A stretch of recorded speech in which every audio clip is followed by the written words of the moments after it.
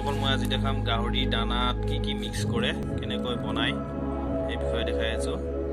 আপোনালোকে চাই থাকক মই প্ৰথমতে দিম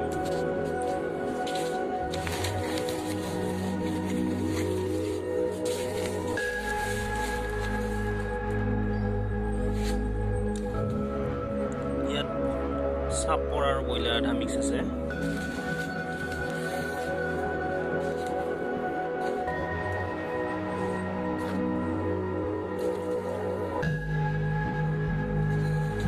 গ্লাস দিম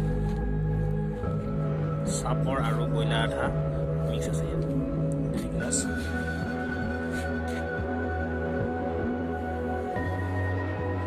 2 গ্লাস দিলো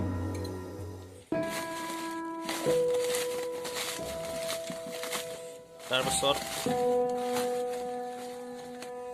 চাপৰ আৰু ব্ৰইলাৰ আধা মিক্স থকাটো দি দিলো তাৰপিছত ইয়াত আছে গুড়া এইটো হল মাছৰ গুড়া এইটো 50 টকা কেজি এইটো দি দিওঁ এই মাছৰ টুকুৰাও আছে ইয়াতে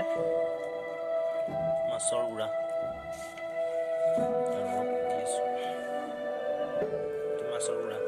50 টকা কেজি ব্ৰইলাৰ চাপৰ 35 টকা কেজি আৰু ব্ৰইলাৰ আধা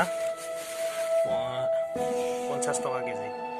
এবাৰ দি আছো গুড়া ধান চাউলৰ গুড়া ধানৰ গুড়া বুলি কয় গুড়া বুলি কয় ইয়াৰ 4 গ্লাস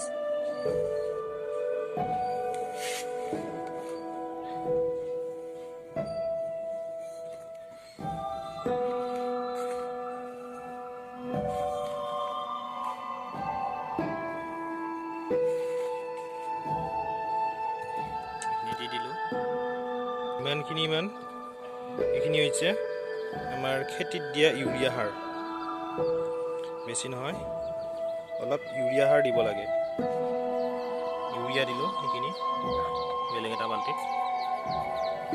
ইউৰিয়া দিব লাগে ইউৰিয়া খেতিত দিয়া ধান এয়া অলপমান নিমখ দিম নিমখ দিলো এয়া দিব লাগে পেকটিন আৰু ডেক্সনা দিলে গাহৰিটো ফুলি আহে আৰু ভোক লাগে আধা বেছি খাই গাহৰিটো কম সময়ত 1 মাহৰ ভিতৰত বহুত ডাঙৰ হৈ যায় পেকটিন আৰু ডেক্সনা সেইকাৰণে দিব লাগে পেকটিন আৰু ডেক্সনা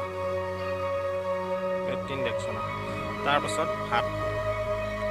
পেকটিন আৰু ডেক্সনাটো মিক্স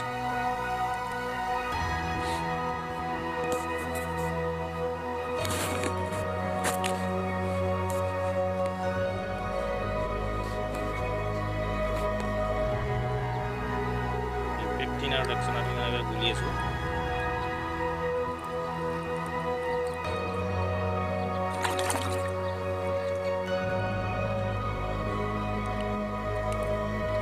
পেকটিন আৰু ডেক্সনা দিলে বহুত ফুলি আহে পেকটিন আৰু ডেক্সনা দিয়া হৈ গ'ল ভাত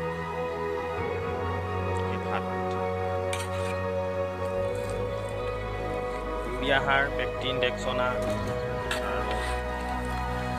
ব্ৰইলাৰ আধা চাপৰ নিমখ আৰু মাছৰ গুড়া এইবিলাক দিওঁ মই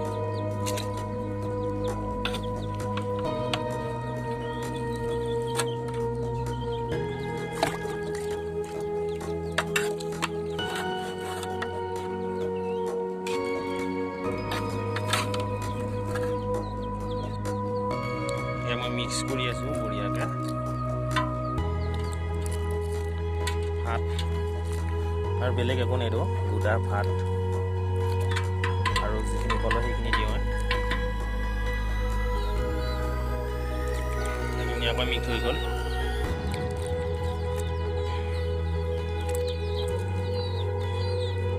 পুৰা 12 নম্বৰ বাল্টি এই বাল্টি হৈ যায়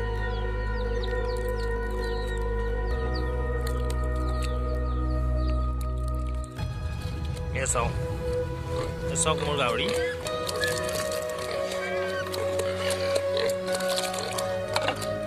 কি মজা বডি আহিছে আৰু গাহৰি আছে বেলেগ বেলেগ